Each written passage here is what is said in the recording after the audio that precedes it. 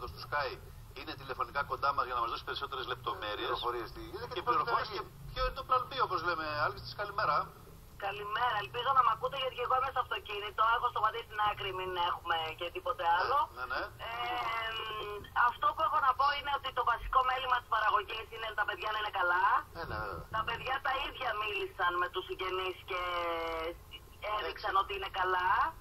Είναι επιλογή της Ειρήνης ότι ήθελε να αφήσει το παιχνίδι, γιατί εμείς τους αφήσαμε στη δική τους επιλογή ότι θέλουν να κάνουν. Ο Μάριος θα μείνει πάντως, έτσι. Ο Μάριος θα μείνει, ναι, και θα γίνει. Παρότι τον είδατε να φαίνεται πιο βαριά, τελικά είναι πιο βαριά η Ειρήνη. Ναι. Όταν λέμε βαριά με τα πλευρά. Θέλει περισσότερο χρόνο αποθεραπείας. Ακριβώς. Αυτό που έχω να σας πω είναι ότι η παραγωγή φέρθηκε άψογα στα παιδιά και αμέσως ήταν κοντά τους και τους παρήχαν ό,τι ακριβώς ήθελαν. Αυτό που λες πραγματικά έχεις απόλυτο δίκιο. Το είδαμε και χθες. Ήταν εντυπωσιακό το πόσο γρήγορα έγινε, πόσο καλά έγιναν όλα, πόσο γρήγορα πήγαν στο νοσοκομείο τα παιδιά, τους παρασχέθηκαν οι πρώτες βοήθειες και ήταν όλα καλά. Είναι σημαντικό ότι είχαν και εμάς στην Ελλάδα ενημερωμένους. Εμένα με πήρανε αμέσως μόλις έγινα το συμβάν και πριν ακόμα καταλάβουμε ότι είναι καλά τα παιδιά. Πάμε τώρα στην επόμενη μέρα όμως. Μπράβο.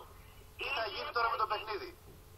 Ήδη έχει αρχίσει και έχει γίνει το πρώτο αγώνισμα, πιο ήπιο βέβαια, επάθλου, το οποίο θα το δούμε την Κυριακή.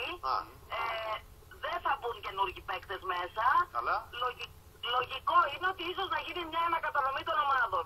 Εσωτερικά μετακινήσεις λες.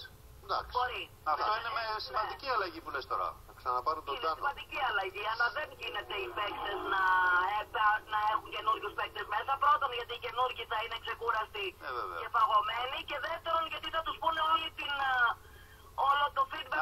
Άρα για να καταλάβει και ο κόσμος, επειδή υπάρχει το κοινό είναι τεράστιο αυτού του παιχνιδιού, υπάρχει αγωνία και στενοχωρήθηκε και ο κόσμος και έχει γίνει το ολόκληρη κουβέντα από χθες. Λες λοιπόν ότι θα μετακινηθούν κάποιοι παίχτες από τους διάσημους τους μαχητές στην πραγματικότητα για να υπάρχει μια νέα ισορροπία. Ακριβώς. Και ότι έχει μπει στην κανονικότητά του, αφού το κάνετε το οποίο θα το δούμε τις επόμενες μέρες. Το παιχνίδι έχει μπει στην κανονικότητά του, ήδη έχει γυριστεί το πρώτο παιχνίδι επάθλου και προχωράμε κανονικά. Ωραία, με τα νέα δεδομένα πια. Με τα νέα δεδομένα και βλέπουμε τη ζωή θετικά. Κυριακή βράδυ προφανώς είπαμε ότι η διαχείριση ήταν άψογη και νομίζω όλοι το λένε αυτό. Άρα από την Κυριακή το βράδυ θα δούμε μια νέα πραγματικότητα στο παιχνίδι.